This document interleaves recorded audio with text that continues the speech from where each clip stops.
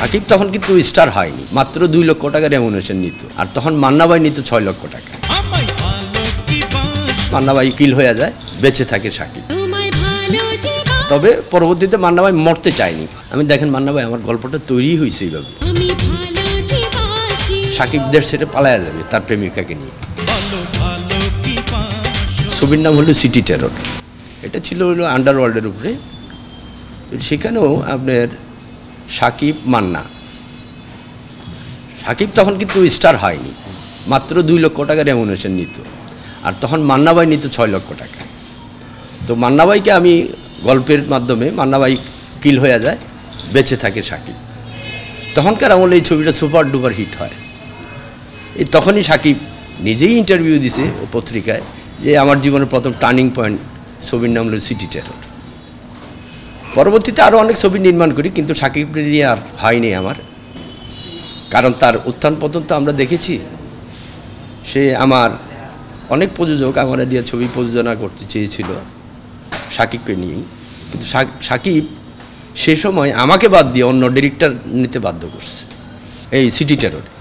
City টেররের প্ল্যানটা কেমন ছিল? কার রেমুনেশন? মান্না ভাই কত নিয়েছিলেন, তখন কত নিয়েছিলেন, ডিটেইলস? হ্যাঁ, পপি তখন 6 লাখ, মান্না ভাই 6 লাখ, আর সাকিব খান 2 লাখ। বেসিক্যালি তখন সাকিবের সাথে আমার একটা গুড আন্ডারস্ট্যান্ডিং ছিল, পছন্দ করতাম, চাইতাম যে এই ছেলেটারে একটু কীভাবে উঠানো যায়। এটা সবার ক্ষেত্রেই হয়ে থাকে, যার সাথে যার ভাব। শুটিংয়ের পরে মান্না ভাই সাকিব একই ফ্রেমে যখন আনলেন, ওদের মাঝে মানে বিষয়টা কেমন ছিল? কম্পিটিশন ছিল, আর সাকিব কত ভালো করতে পারবে চাইবে, আর মান্না ভাই স্টার, মান্না ভাইও চাইবে। আর তারা তো গল্প না বুঝা না শুই না তো আর ছবিতে অভিনয় করেনি। টোটাল গল্পটা তো সেটিং হয় আমাদের, কার চরিত্র কী সবাই বুঝে নিছে। তবে পরবর্তীতে মান্না ভাই মরতে চায়নি। আমি দেখেন মান্না ভাই আমার গল্পটা তৈরি হয়েছে এইভাবে, আর আপনাকে শোনানো হয়েছে আপনার লাস্ট পর্যায়ে যে আপনার মৃত্যু হবে, এবং সাকিব যেটা আন্ডারওয়ার্ল্ডের গল্প, সাকিবদের ছেড়ে পালায়া যাবে তার প্রেমিকাকে নিয়ে। এখানেই সমাপ্তি। মান্না ভাইকে মেরে আপনি সাকিব খানকে বাঁচাই রাখছি। এটার জন্য আমাকে রীতিমতো কিন্তু মান্না ভাইয়ের সাথে আমার ফাইট করতে হয়েছে, এবং এন্ড ক্লাইম্যাক্সের যে ডায়লগগুলা এগুলো কিন্তু আমার হাতে নিজের লেখা।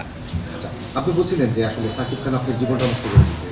না, নষ্ট করার কিছু নেই, মানে সিনেমার ক্যারিয়ারে প্রভাব ফেলছে। হ্যাঁ, ক্যারিয়ারে কী হয়েছে আমার মনে করেন, আপনি আমার দিয়ে একটা ছবি করা দিয়ে চাইছেন সাকিব থাকবে, অমুক থাকবে। সাকিব যেভাবে হোক, তার অতীতে আমি জানি, হয়তো আমি সিনিয়র, আমার সাথে তো যেন তেন করতে পারবে না, সেই কারণে হয়তো অন্য কারো দিয়ে ডাইভার্ট করাইছে।